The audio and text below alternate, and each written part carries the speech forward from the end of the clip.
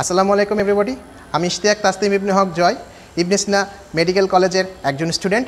আজকে আমরা বায়োকেমিস্ট্রি একটি অত্যন্ত গুরুত্বপূর্ণ একটি প্র্যাকটিক্যাল নিয়ে আলোচনা করব, যার নাম হেইস সারফেস টেনশন।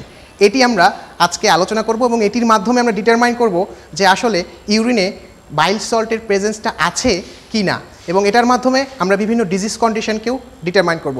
সো কথা না বাড়িয়ে চলে যাই মেইন গল্পে। আমরা এই প্র্যাকটিক্যালটি সম্পন্ন করার জন্য আমাদের যেসব ইনস্ট্রুমেন্টস লাগবে বা যে সকল ইনগ্রিডিয়েন্টস লাগবে সেগুলোকে আজকে আমরা একটু এক নজর দেখে নেই। আগে প্রথমে লাগবে আমার ইউরিন, বিকজ আমাদের মেইন টার্গেটটা হচ্ছে ইউরিনকে নিয়ে। আমরা ইউরিনকেই কনসিডার করে চিন্তা করব যে আসলে এখানে এই বাইল সল্টস প্রেজেন্ট আছে কি নাই।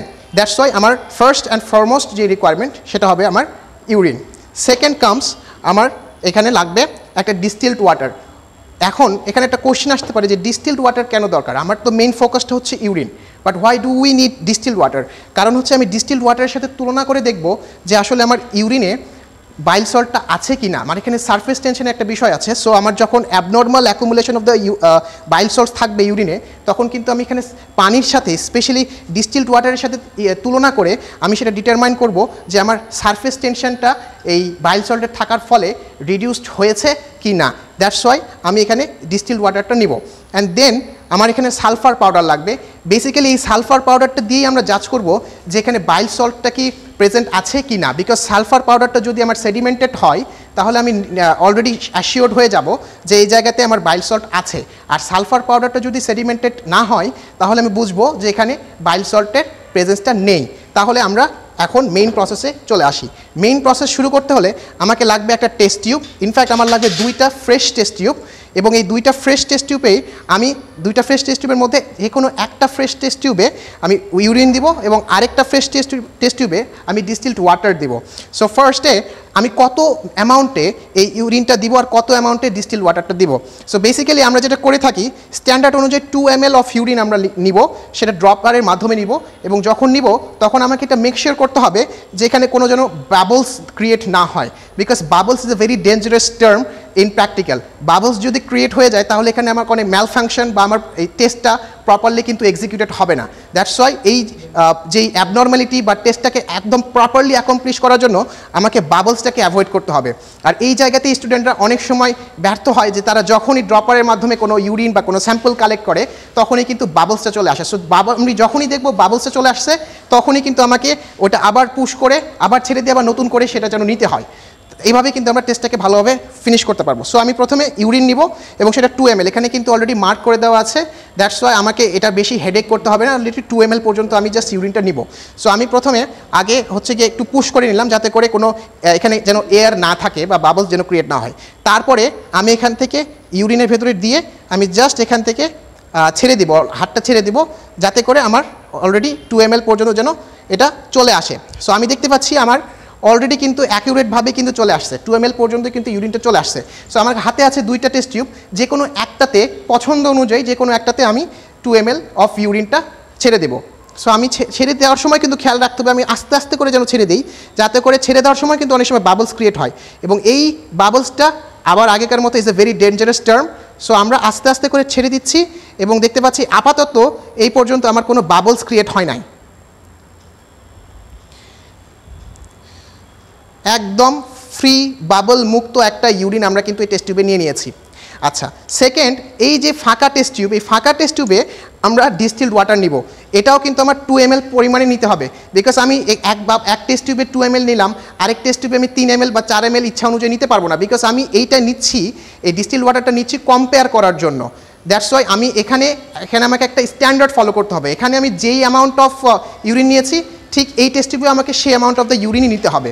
সো দ্যাটস ওয়াই আমি এই জায়গাতে ডিস্টিলড ওয়াটার নেব অ্যাকচুয়ালি, এবং ডিস্টিলড ওয়াটারটাও কিন্তু আমি 2 ml নেব। আবার নেওয়ার সময় আবার ওই সেম টেকনিক আমাকে ফলো করতে হবে, বাবলস যেন ক্রিয়েট না হয়, আগে পুশ করে নেব, এয়ার যেন বের হয়ে যায় ড্রপার থেকে, এবং তারপরে আমি আস্তে করে হাত ছেড়ে দিব, ফোর্সটা ছেড়ে দিব যাতে করে সেখানে ডিস্টিলড ওয়াটারটার জন্য আবার ড্রপারে উঠে আসে। এবং আমি দেখছি এখানেও কিন্তু অল্প এক্স্যাক্ট 2 ml পর্যন্ত কিন্তু চলে আসছে অলমোস্ট। সো আমি আবার এখানে যেই টেস্ট টিউবটা আমার ফাঁকা টেস্ট টিউব, সেকেন্ড টেস্ট টিউবে কিন্তু আমি আবার আস্তে আস্তে করে এখানে ছেড়ে দিব।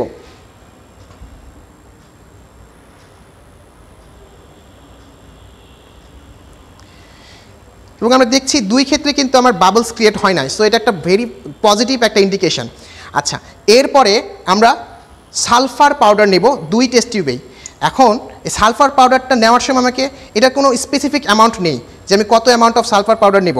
আমাকে একটু গেস অনুযায়ী কম এমন পরিমাণে সালফার পাউডার নিতে হবে যাতে করে আমার এই সলিউশনের সাথে সেটা ভালোভাবে মিক্স করতে পারে। সো আমি সালফার পাউডারটা 2 ক্ষেত্রেই নিব। একটাতে যেখানে আমি ডিস্টিলড ওয়াটার নিয়েছিলাম সেখানে আমি সালফার পাউডার দিব, আবার যেখানে আমি ইউরিন নিয়েছিলাম 2 ml সেখানে আমি সালফার পাউডারটা দিব।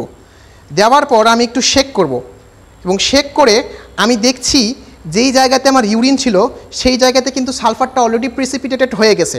আবার অন দ্য আদার হ্যান্ড যেই জায়গাতে আমি ডিস্টিলড ওয়াটার নিয়েছিলাম সেই জায়গায় কিন্তু আমি সালফার পাউডারটা সেডিমেন্টেড অবস্থায় পাই নাই।